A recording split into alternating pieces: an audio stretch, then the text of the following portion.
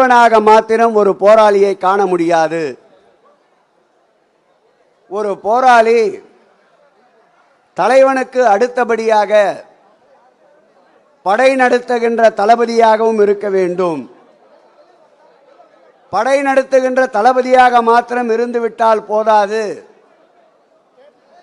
மதிநுட்பம் மிக்க வியூகங்களை அமைத்து தருகின்ற ஒரு அறிவாளியாக இருக்க வேண்டும். மதிநுட்பங்களை வகுத்து தருகின்ற அறிவாளியாக மட்டும் இருந்தால் மட்டும் போதாது, தலைவனிடுகின்ற உத்தரவை களத்திலே நின்று களமாடுகின்ற ஒரு தொண்டனாகவும் இருக்க வேண்டும்.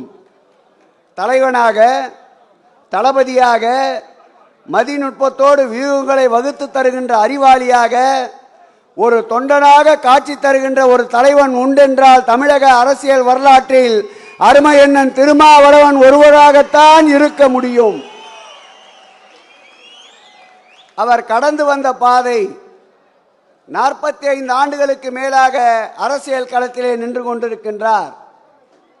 அவர் சந்தித்த சோதனைகளை போல் இன்னொரு இயக்கத்தை நடத்துகின்ற சந்தித்த தலைவர்கள் இருப்பார்கள் என்றால் இன்றைய தினம் அரசியலிலே சந்நியாசம் பூண்டிருப்பார்கள். அந்த அளவு சோதனைகளை சாதனையாக்கிய ஒரு மகத்தான தலைவனுக்கு இன்று பிறந்த நாள். திராவிட இயக்கத்தின் சித்தாந்தத்தை, சனாதன பேர்வழிகளை, மதத்தால், இனத்தால், மொழியால் பிளவுபடுத்துகின்ற சக்திகளை எங்கள் உயிரினும் மேலான அன்பு தலைவர் தளபதி அவர்களுடைய கரங்களை உயர்த்தி பிடிக்கின்ற அருமை அண்ணன் திருமா பல்லாண்டு பல்லாண்டு பல்லாயிரத்தாண்டு நோய் நொடி இல்லாமல் எல்லா வளமும் நலமும் பெற்று வாழ்வாங்கு வாழ்த்தி இயற்கையும் இறைவனும் அவருக்கு துணை நிற்க வேண்டும் என்று கூறி விடைபெறுகிறேன். நன்றி, வணக்கம். ரத்தின சுருக்கமாக மிக அருமையாக பேசியிருக்கிறார் இந்து சமய அறநிலையத்துறை அமைச்சர் அவர்களுக்கு நன்றி.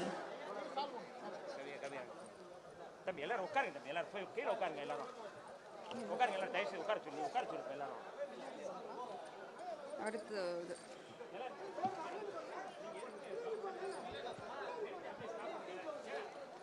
2025ஆம் ஆண்டு மிக முக்கியமான ஒரு காலகட்டம்.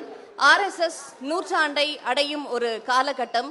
இந்த தருணத்தில்தான் சுதந்திர போராட்டத்திற்காக தாய் நாட்டிற்காக தங்களையே அர்ப்பணித்திருக்கிறார்கள் என்று